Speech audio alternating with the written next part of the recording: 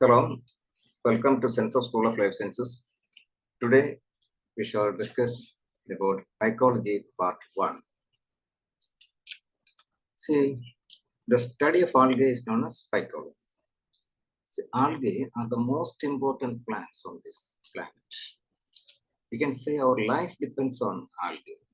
Nearly 50 to 60% of oxygen is produced by the algae. The microscopic diatoms contribute more than the tropical forest.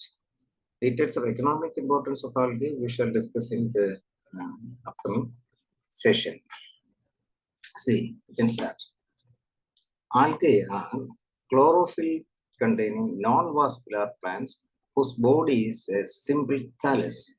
Thallus means the body is not differentiated into roots, stems and leaves. നമുക്കറിയാം algae പഞ്ചൈ ഇതെല്ലാം താലോഫൈറ്റുകളാണ് വരുന്നത്. Algal cells exhibit three levels of organizations, namely prokaryotic, synophasial, mesokaryotic, dinoflagellates, eukaryotic, മറ്റെല്ലാ algae. ഇത് വളരെ ശ്രദ്ധിക്കണം. അതായത് മീസോകാരിയോട്ടിക് അത് വളരെ പ്രത്യേകത ഉള്ളതാണ്. നമുക്കറിയാം പ്രോകാരിയോട്സ് ആൻഡ് യൂകാരിയോട്സ് ആണല്ലോ പൊതുവെ നമ്മൾ ലൈഫിനെ ഡിസ്ക്രൈബ് ചെയ്യുന്നത്. പ്രോകാരിയോട്ടിക് സെൽസിൽ എന്താണ്? ഡിസ്റ്റിങ്ക്റ്റ് ന്യൂക്ലിയസ് ഇല്ല. യൂകാരിയോട്ടിക് ഓർഗാനിസത്തിൽ ഡിസ്റ്റിങ്ക്റ്റ് ന്യൂക്ലിയസ് ഉണ്ട് വിത്ത് ഹിസ്റ്റോൺ, അല്ലെ? അപ്പൊ മീസോകാരിയോട്സ് എന്ന് പറയുമ്പോൾ തന്നെ ഇൻ ബിറ്റ്വീൻ എന്നാണ് അതിന്റെ അർത്ഥം. അതായത് രണ്ടിനിടയ്ക്ക്, അതായത് ഡിസ്റ്റിങ്ക്റ്റ് ന്യൂക്ലിയസ് ഉണ്ട് എന്നാൽ ഹിസ്റ്റോൺ ഇല്ല. ഇപ്പൊ പ്രോകാരിയോട്സിനും യൂകാരിയോട്സിനും ഇടയ്ക്കുള്ളൊരു അത് ഓർത്തിരിക്കുക. അത് ഏതിനാണുള്ളത്? ഡൈനോഫേസിയ ഗ്രൂപ്പിൽ വരുന്ന നോക്ടിലൂക്ക പോലെ അതിലൊക്കെ വരുന്നത്. നമുക്കിനി ക്ലാസിഫിക്കേഷൻ ഓഫ് ആൽഗെ സിലബസിന് ബേസ് ചെയ്തിട്ട് നമുക്ക് രണ്ട് ക്ലാസിഫിക്കേഷൻ ആണല്ലോ തന്നിരിക്കുന്നത്, സ്മിത്തും ഫിച്ചും. The primary classification of algae is based on the following 5 criteria. എന്തെല്ലാം? photosynthetic apparatus and pigments, nature of reserve food, nature of cell wall components, type, number and attachment of flagella and cell structure. ഇത് പൊതുവായിട്ടുള്ള ക്ലാസിഫിക്കേഷനിൽ. എന്നാൽ സ്മിത്തിന്റെ ക്ലാസിഫിക്കേഷനിൽ പ്രത്യേകിച്ച് ചില കാര്യങ്ങളുണ്ട്, ഫ്രിക്ഷന്റെ പ്രത്യേക ചില കാര്യങ്ങളുണ്ട്. So there are mainly two schools of thought regarding the algal classification. One that of Smith and the other that of Fritsch. നമുക്ക് അദ്ദേഹം സ്മിത്തിന്റെ ക്ലാസിഫിക്കേഷൻ വരുന്ന പ്രധാനപ്പെട്ട കാര്യം എന്തൊക്കെയാണെന്ന് നോക്കുക. G.M. Smith, 1955, he modified the classification of algae proposed by Pasteur. അത് വാസ്റ്ററുടെ ഒരു classification ഉണ്ട്, അതിനെ മോഡിഫൈ ചെയ്തിട്ടാണ് ശരിക്കും സ്മിത്ത് പ്രപ്പോസ് ചെയ്തത്. അതായത് he divided algae into 7 divisions. ഓർത്തിരിക്കുക, 7 ഡിവിഷൻസ് ആയിട്ടാണ് കൊടുത്തത്. ആ ഡിവിഷൻസിന് പിന്നെ ക്ലാസിഫൈ ചെയ്തു, ക്ലാസസ് ആയിട്ട് കൊടുത്തു. ഓർക്കുക, Smith classification of algae is based on physiological characteristics of vegetative cell and morphology of motile reproductive cell. അപ്പൊ സ്മിത്തിന്റെ ക്ലാസിഫിക്കേഷൻ ചോദിച്ച പ്രധാനമായിട്ട് നമ്മൾ ഓർക്കേണ്ട രണ്ട് കാര്യങ്ങളാണ്. ഒന്ന്, he divided algae into divisions, 7 divisions. അതിനെ പിന്നെ ക്ലാസസ് ആയിട്ട് കൊടുത്തു. പിന്നെ മറ്റൊരു കാര്യം, what is the main criteria of Smith classification? Physiological characters of vegetative cell and morphology motile reproductive cell. 7 divisions ഓർത്തിരിക്കുക. Chlorophyta, division 1 Chlorophyta, 2 Euglenophyta, then Pyrophyta, Chrysophyta, Phaeophyta, brown alga, Cyanophyta, blue green alga, Rhodophyta, red alga. Okay, ഇനി ഫ്രിക്ഷന്റെ classification കുറച്ചുകൂടെ important ആയിട്ടുള്ളതാണ്. The most authentic account of the classification of algae was proposed by renowned phycologist F.E. Fritsch, 1935. He published his work in his book Structure and Reproduction of Algae. ഇത് തന്നെ ഒരു തവണ ഇപ്പം ചോദിച്ചു MCQ-ൽ. അപ്പോൾ പബ്ലിഷ് ചെയ്ത് ഇതിലാണ് Structure and Reproduction of Algae. The criteria selected for the classification of algae by Fritsch were pigments in the plastids, chemical nature of reserve food material, kind, number and point of insertion of flagella of motile cells, and the presence or absence of organized nucleus in the cell. He classified algae into 11 classes of follows. 11 classes നമുക്ക് നോക്കാം. അതിനു മുമ്പ് അപ്പൊ ഇവിടെ പെറ്റ്സിന്റെ classification main ആയിട്ട് ഓർത്തിരിക്കുക എന്തെല്ലാം pigments, ശരിയും പറഞ്ഞ ഇത് ഈ വീഡിയോയിൽ തന്നെ പറയുന്നുണ്ട്. Pigments, then chemical reserve food, അതുപോലെ ഇമ്പോർട്ടന്റ് തന്നെയാണ് ഫ്ലജല്ലയുടെ എക്സർഷൻ. ഇത് മൂന്നും കൂടെ ചേർത്തെല്ലാം ചോദിക്കും ക്വസ്റ്റ്യൻസ്. അപ്പോൾ നമുക്ക് നോക്കാം. ഇത് ഫ്ലജല്ലെ ബേസ് ചെയ്തിട്ട് ഉള്ള കാര്യങ്ങളാണ് കൊടുത്തിരിക്കുന്നത്. നോക്കാം. ഫ്ലജൽ ക്ലോറോഫിസി ഗ്രീൻ ആൽഗെ ഐസോകോണ്ടെ, അതായത് 2 or 4 ഈക്വൽ ആന്റീരിയർ ഫ്ലജല്ല. ഐസോകോണ്ടെ, ഐസോ എന്താ ഈക്വൽ, ഈക്വൽ. അപ്പൊ ഇവിടെ ചിലപ്പോ ക്ലോറോഫേസ് അല്ലെങ്കിൽ ഇതിന്റെ എല്ലാ മെമ്പേഴ്സ് തന്നിട്ടായിരിക്കും ഇതില് ഇത് ഫ്ലജല്ലേറ്റ് ആണ് അല്ലെങ്കിൽ നോ ഫ്ലജല്ല, ഫ്ലജല്ല ഉണ്ടെങ്കിൽ തന്നെ ചിലപ്പോൾ ഐസോകോണ്ടേറ്റ്, ഇങ്ങനെ എല്ലാം ചോദിക്കാം. അപ്പൊ അതിന്റെ ഉദാഹരണം, ക്ലോറോഫേസിൽ വരുന്ന ഉദാഹരണം എക്സാമ്പിൾസ് എല്ലാം വളരെ ഇമ്പോർട്ടൻ്റ് ആണ്. ചിലപ്പോൾ ക്ലാസ്സസ് വെച്ചായിരിക്കും ചോദിക്കുന്നത്, എക്സാമ്പിൾ ആയിരിക്കും. അപ്പൊ അത് വരും നമ്മുടെ ക്ലാസ്സുകളിൽ. സൈക്കോളജി ഇത് പാർട്ട് 1 ആണല്ലോ, അതിനുശേഷം അങ്ങോട്ട് വരുമ്പോൾ ഇതൊന്ന് പറയും. Xanthophyceae yellow green algae, then heterokontae, heterokontae അതായത് ശരിക്കും hetero two unequal anterior flagella. Chrysophyceae golden brown alga, 1 or 2 unequal flagella. Bacillariophyceae yellow or golden brown alga, diatoms ഒക്കെ വരുന്നതാണ്. They are non-flagellate. Male gamete has 1 anterior flagellum. ഇത് ഓർത്തിരിക്കണം.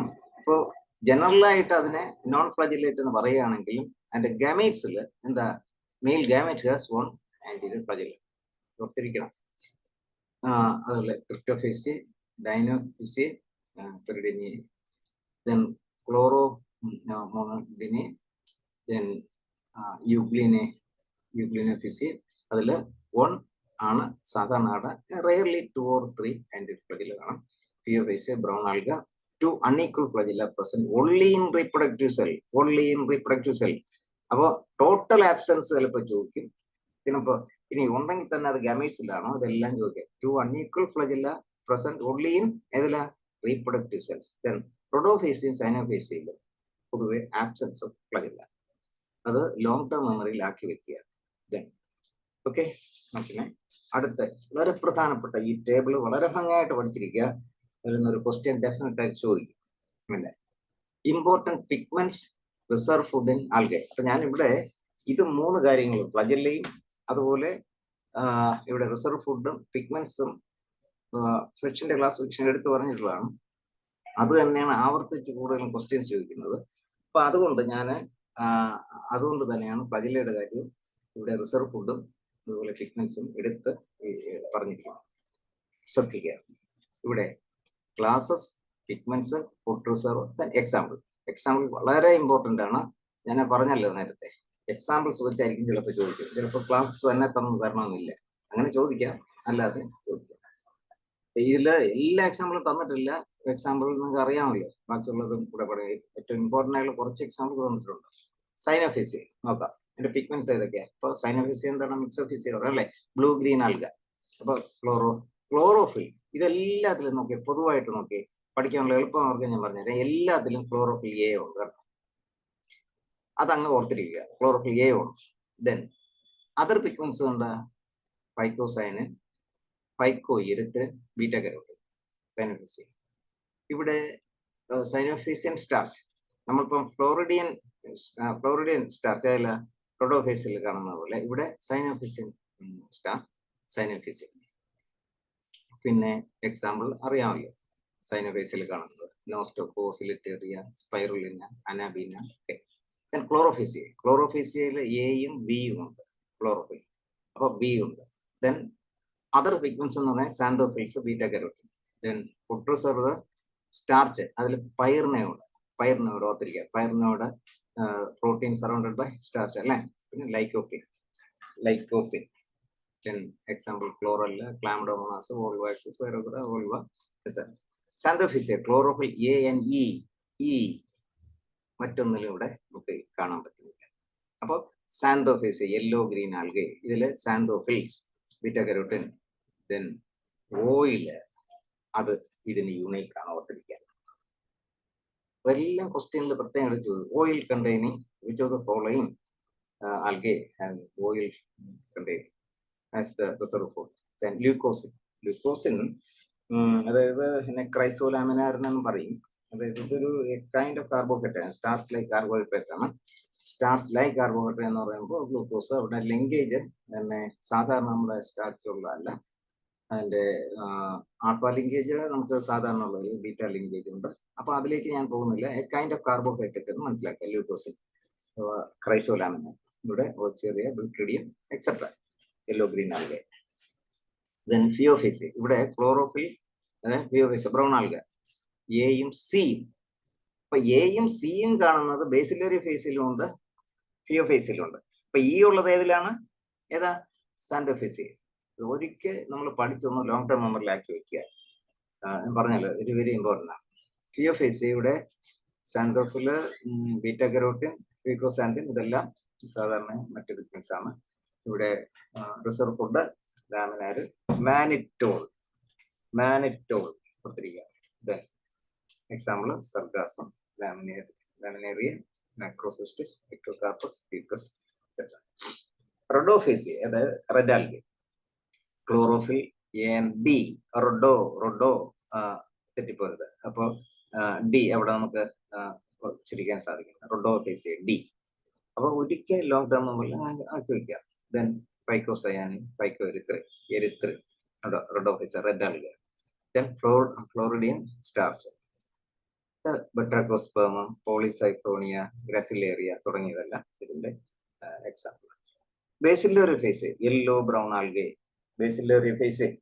നമ്മുടെ latest ക്ലാസിഫിക്കേഷനിൽ ബേസിലറി face എല്ലാം ഏതിൽ വരുന്നു എന്നൊക്കെ നമുക്ക് അറിയാമല്ലോ. പലതും ഇവിടെ ആൽഗയിലുള്ളതും അതുപോലെ ഈവൻ പഞ്ചയിലുള്ളതും പ്രോട്ടിസ്റ്റയിലാണ് കൊണ്ടുവന്നിട്ടുള്ളത് അല്ലെ. അത് ഞാൻ മറ്റു വീഡിയോസിലെല്ലാം പറഞ്ഞിട്ടുണ്ട്, പ്രോട്ടിസ്റ്റ് പറയും, അത് ഞാൻ ആവർത്തിക്കുന്നില്ല. ബേസിലറി ഫേസ്, ക്ലോറോഫിൽ എയും സിയും. അപ്പൊ ക്ലോറോഫിൽ എയും സിയും ഏതിലാണ് കാണുന്നത്? ഏതിലാ? ഫിയോഫേസിയിലും ബേസിലറിയിലും. ക്ലോറോഫിൽ ഇ ഏതിനാണ് കാണുന്നത്? ഓർത്തിരിക്കുക. ഡി ഏതിനാണ് കാണുന്നത്? നോക്കുക. ദെൻ അതുപോലെ സാന്തോഫിൽ ആണ് മറ്റു പിഗ്മെന്റ്സ്. ഇവിടെ ല്യൂക്കോസിൻ ഇവിടെയും ഉണ്ട്. പിന്നെ ഗ്ലൂറ്റിൻ, എക്സാമ്പിൾ പിന്നലേറിയ, സിംബലിൻ തുടങ്ങിയ യെല്ലോ ബ്രൗൺ ആൽഗെ. ഇത് നമുക്ക് കുറച്ച് ചില ക്വസ്റ്റ്യൻസ് നോക്കാം. See, who is called father of modern algology in India? R.N. Singh, Y. Parkbar, A.P. Fritz, M.O.P. Iyengar. ആരാണ്? M.O.P. Iyengar അല്ലേ? ഇതിൽ ഞാനൊരു ഫുട്നോട്ട് കൊടുത്തിട്ടുണ്ട്. എന്താ? ഫ്രിഷ് is also known as father of psychology. ഓർത്തിരിക്കുക, അങ്ങോട്ട് കൊണ്ട് തെറ്റിപ്പോയത്. അതുപോലെ ഈ ഫ്രിഷ്യല്ല എന്ന് പറയുന്ന ഒരു ടെറസ്ട്രിയൽ ആൽഗയുണ്ട്, അത് ഡിസ്കവർ ചെയ്തത് M.O.P. അയ്യങ്കാർ ആണ്. തെറ്റിപ്പോരുത്. ഫ്രിഷ്യല്ല എന്ന് കേട്ടിട്ട് ഫ്രിഷ് എന്ന് തെറ്റിദ്ധരിക്കരുത്. Okay. which one has oil and occasionally carbohydrate as reserve food? ഏതിനാണ്? നമ്മൾ ഇപ്പോഴും പഠിച്ചതല്ലേ ഉള്ളൂ. ഏതാണ്? സാന്തോഫേസി അല്ലേ. അതില് ഓയിൽ യൂണിക് ആണെന്ന് ഞാൻ പറഞ്ഞു. പിന്നെ എന്താണ്? ല്യൂക്കോസിൻ എന്ന് പറയുന്നത് ഒരു കൈൻഡ് ഓഫ് കാർബോഹൈഡ്രേറ്റ് അല്ലേ, അതാണ് ഉദ്ദേശിച്ചിരിക്കുന്നത്. അപ്പോൾ has oil and occasionally carbohydrate as reserve. അപ്പോൾ ആൻസർ ഏതാണ്? Xanthophyceae. Pyrenoid consist of protein surrounded by starch, only protein, starch surrounded by protein, only starch. ഏതാണ്? Protein surrounded by starch. തെറ്റിപ്പോകരുത്. Then find the incorrect statement. Agar agar is produced from Gracilaria.